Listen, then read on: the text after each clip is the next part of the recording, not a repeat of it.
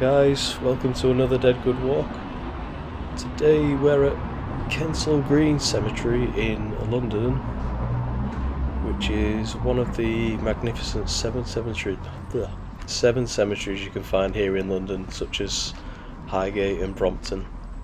It was opened in 1832 and modelled on Père Lachaise in Paris. It must be the original blueprint. So we're just going to walk down this main path here. Oh, look at that angel. And this is where most of the more interesting mausoleums and sculptures are. Got this one. And right down the end there is there's a couple of royal burials and one further up just past the catacombs. So we'll go check them out. Look at this first one, Egyptian style. A bit like the one at Brompton, isn't it?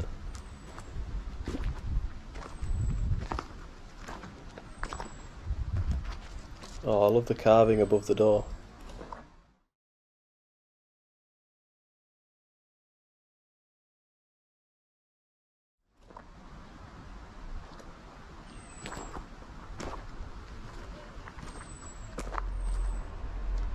I wonder why they only half bricked the doorway up on this one.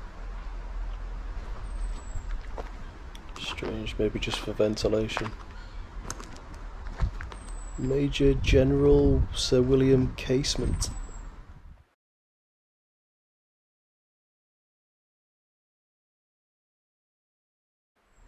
Statues are stunning, aren't they?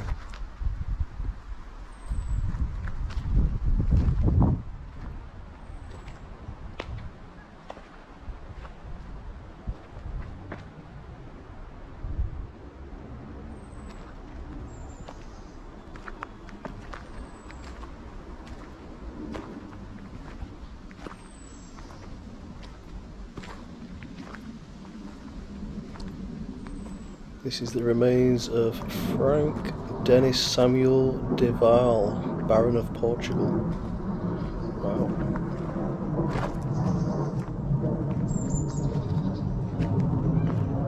This one's stunning, look at the angels up there.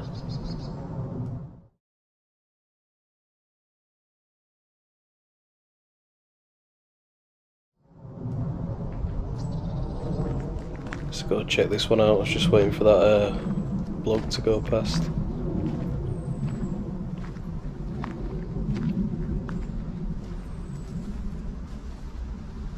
God, this looks a bit creepy, doesn't it? William Mulready, artist.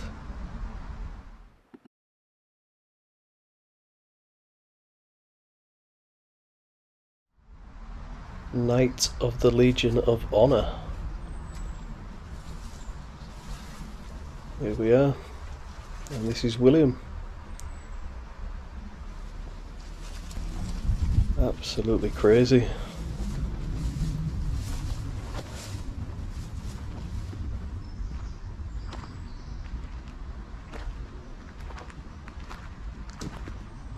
So there's an interesting story that happened around here near this pointy mausoleum.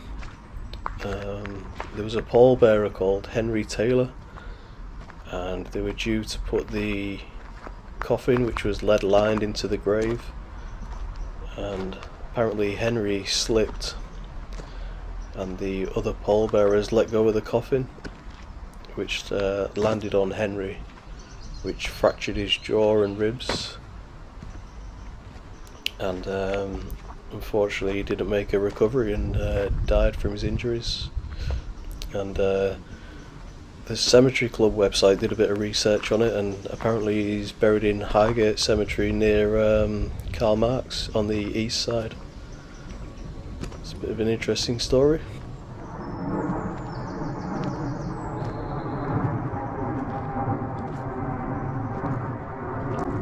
This next one's the grave of Andrew de Croo, who is a famous circus performer, mainly with horses. He died in 1842.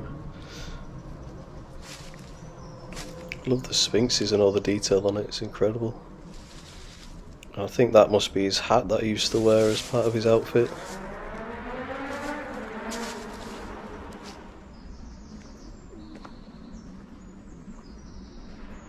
This is Captain George Roberts Aikman, maybe? The rest is all eroded.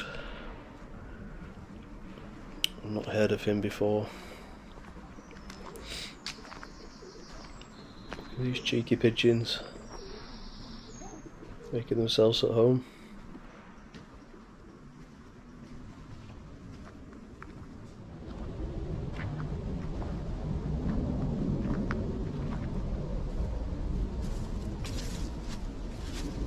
Absolutely huge urn here in front of this obelisk. WS. Is WS. Sacred to the memory of William Stavley.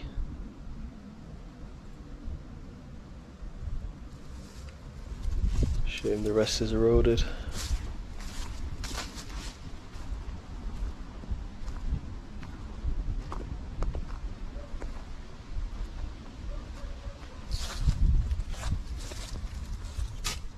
James Meadows Rendell, Fellow of the Royal Society and sometime President of the Institution of Civil Engineers. There's a lot of wording on that one.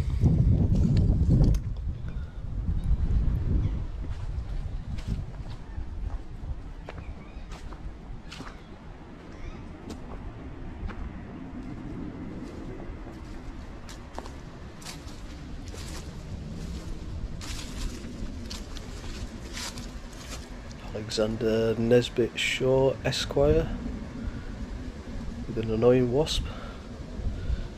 Died in 1872. It's a nice sculpture here. Lost an arm though, or a hand even.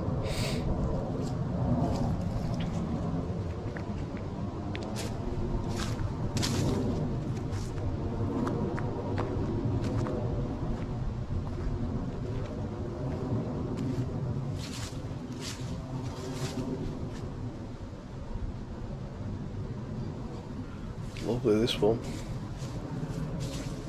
Richard Valpy, DDFSA, Headmaster of Reading School. Give that a pause if you'd like to read all that. So this is the, oh look at this. Together in peace, Kevin and Ted at rest. Oh, that's sweet, isn't it? It's fairly new. So this is the first royal grave that we have here in Kensal Green. Her Royal Highness the Princess Sophia, 5th daughter of His Majesty King George III, born in 1777, died in 1848. Incredible. King George III's daughter.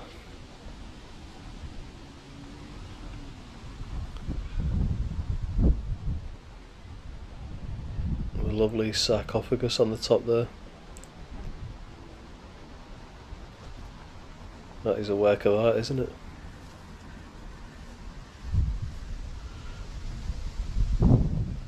What does this say?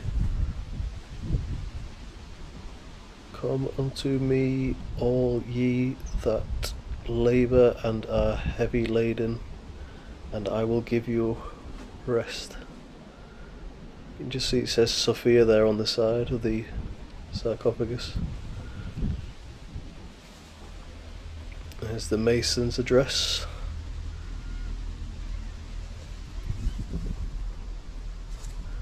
So yeah, it shows you how fashionable these cemeteries were that royalty decided to be buried in them.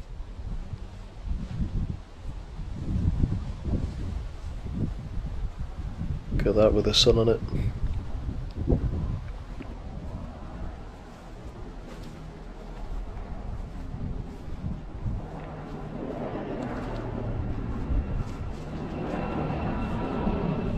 That's the main drag that we just walked down. Excuse the helicopter noises. Could be King Charles. It's the Sunday before the Queen's funeral, so there's a lot of helicopter activity going on today.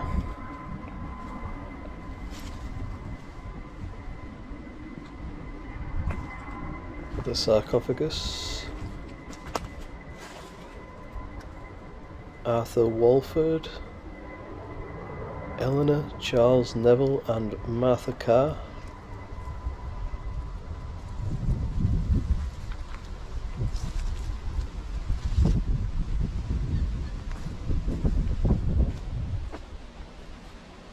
This is our next royal grave with the bollards around it.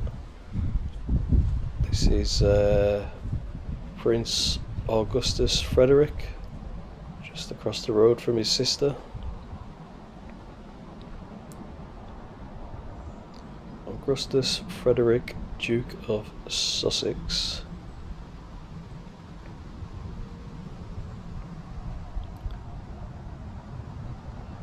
It's hard to read. Sixth son of His Majesty King George III, born on the 27th of January 1773, died on the 21st of April 1848 or 3. So yeah, another royal grave. They would have had chains on there as well, but I think they must have taken them down in the war to use as scrap metal. Nothing was sacred.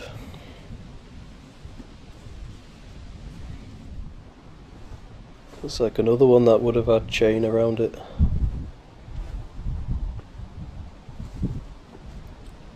Augustus Samuel Perkins Esquire departed this life in 1866, and Ernest Algernon Carlos. Interesting name.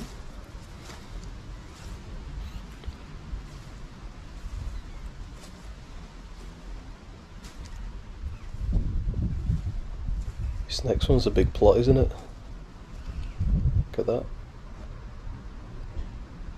Big granite door on it. Robert Preston Bailey Esquire, Rookwood Company, Galway, Ireland, died in 1876.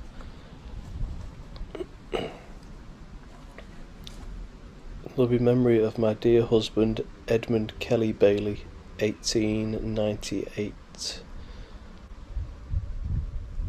And Catherine Mary died in 1847.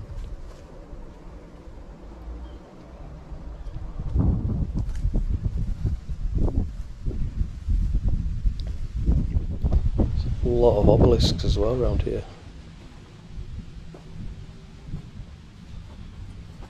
Slightly open, that one, look. Just be steps going down probably.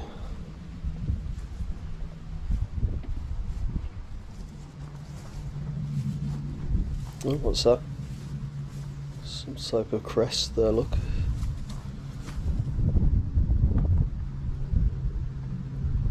James Lord. Is it James Lord? Can't make that out. Cranstew? Can't really read the rest of it. What a shame.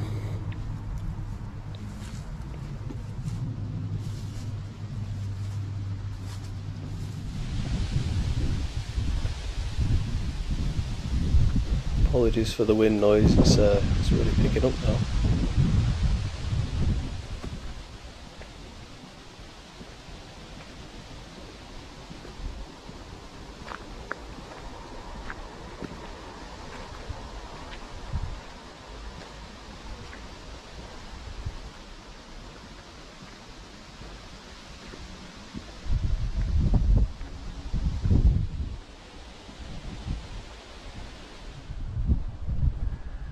This is our third and final royal grave.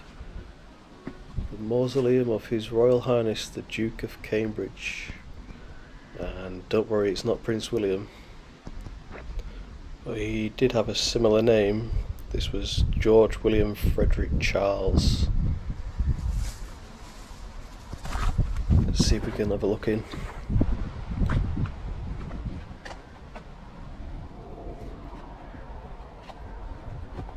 That window was just black glass, I think.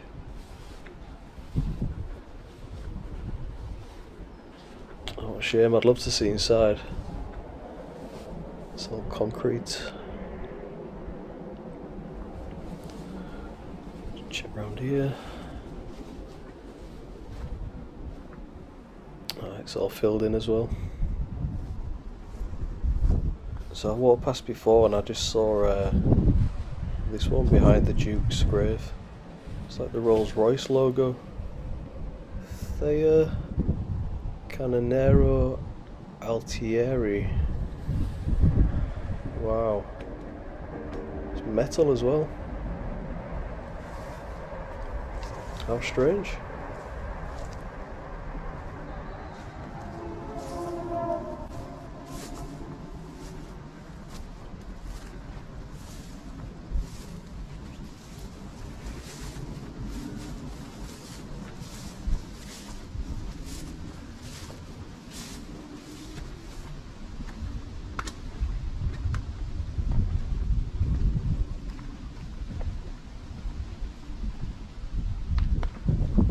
So yeah, back to the Duke of Cambridge.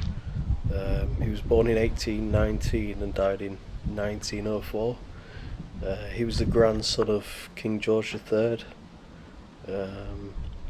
Just like Prince William, he was an army officer, and he became the second Duke in 1850 and served as Commander-in-Chief of the British Army from 1856 to 1895.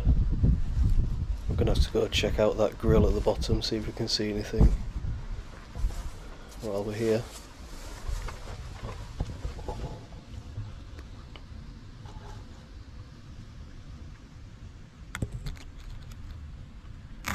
I'm just looking now, I can't see anything. No. But yeah, there you go, Duke of Cambridge.